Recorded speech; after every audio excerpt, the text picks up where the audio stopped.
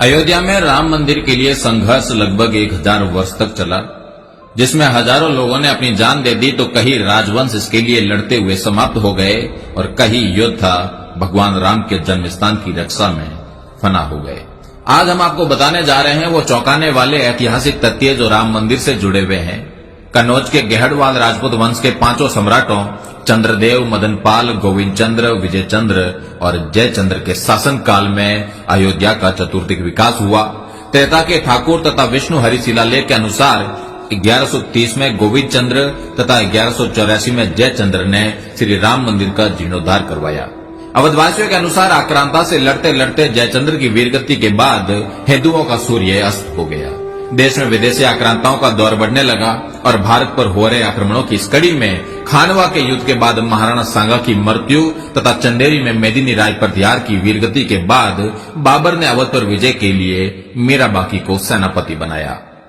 वर्तमान अयोध्या के हंसवर के राजा रणविजय सिंह और उनकी पत्नी जयकुमारी ने अन्य स्थानीय राजपूत शासकों के साथ मिलकर बाबर के सेनापति मीर बाकी द्वारा श्री राम जन्मभूमि पर बाबरी मस्जिद का निर्माण के विरुद्ध युद्ध लड़ा। लगभग 15 दिन तक जन्मभूमि परिसर रणविजय सिंह के नियंत्रण में रही, किंतु अंततः युद्ध में सभी वीरगति को प्राप्त हो गए। मीर बाकी ने 1528 में मंदिर तोड़कर बाबरी मस्जिद का निर्माण करवा दिया। 1678 से 1707 में औरंगजेब के समय पर राजेपुर के ठाकुर गजराज सिंह, सिसिंडा के कुंवर गोपाल सिंह, ठाकुर जगदम्बा सिंह, बाबा केशव दास और हजारों राजपूतों ने राम जन्मभूमि के लिए दर्जनों लड़ाइयां लड़ी। ठाकुर जगदम्बा सिंह का बलिदान तो आज भी अवध की लोक कथाओं में अमर है। बाबर की मृत्यु के बाद मुगल सत्ता में जयपुर के शासकों का हस्तक्षेप अधिक रहा। काशी, मथुरा, वृंदावन सहित उत्तर भारत के ये सभी धार्मिक स्थल मान सिंह जी की जागीरी में आते थे। जयपुर रोयल के अभिलेखागार के अनुसार 1717 में सवाई जयसिंह द्वितीय ने सरयू नदी के किनारे श्री राम जन्म स्थान खरीदा और 1725 तक इस मंदिर का जीर्णोद्धार करवाया। उत्तर भारत के धार्मिक स्थलों पर मिर्जा राजा मानसिंह से लेकर सवाई जयसिंह जी तक के जयपुर के शासकों का अधिकार होने के कारण मुगल सत्ता द्वारा स्थानीय नवाबों को मंदिर परिसरों से दूर रहने के सख्त निर्देश थे। जयपुर शाही परिवार के पास राम मंदिर और आसपास 983 एकड़ के करीब जमीन थी, जिसका नक्शा जयपुर रॉयल आर्काइव में आज भी उपलब्ध है।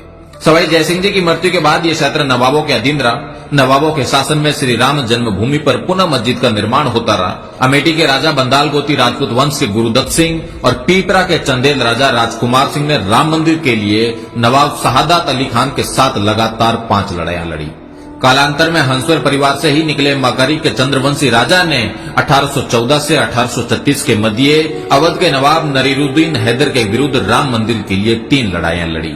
गोंडा के राजा देवी बख्श सिंह ने अवध क्षेत्र के सभी तालुकदारों और छोटे राज्यों को एकजुट किया और 1847 से 1857 के बीच कई लड़ाइयां लड़ी।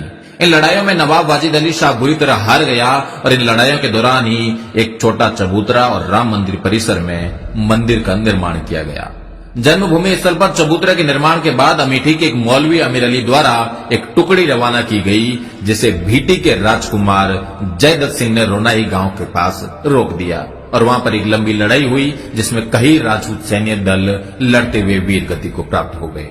1857 की क्रांति के बाद ब्रिटिश सरकार ने मंदिर परिसर पर भविष्य में विकास कार्यों पर रोक लगा दी। देश आजाद हो गया, किंतु 1000 वर्षों तक चल रहे संघर्ष ने विराम नहीं लिया।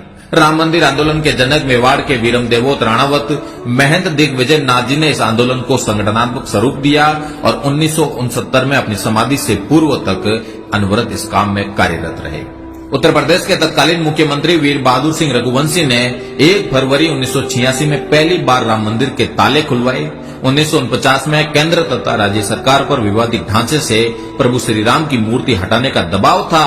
उस समय फैजाबाद के सिटी मजिस्ट्रेट ठाकुर गुरुदत्त सिंह ने मूर्ति नहीं हटने दी। फलस्वरूप उन्हें अपनी नौकरी से हाथ धोना पड़ा।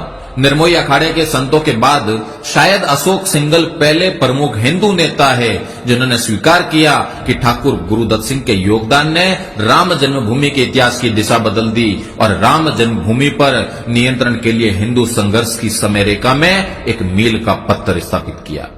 विवादित ढांचा गिराया गया और आज हम देखते हैं कि महंत दिग्विजय नाथ जी की भावी पीढ़ी योगी आदित्यनाथ जी के तप परिश्रम के फलस्वरूप प्रभु श्री राम के मंदिर की प्राण प्रतिष्ठा होने जा रही है। लगभग 1 सहस्त्र वर्ष के क्षत्रियों के संघर्ष के बाद आज क्षत्रियों को कौन सा स्थान प्राप्त है, इसका आप स्वयं मूल्यांकन करें।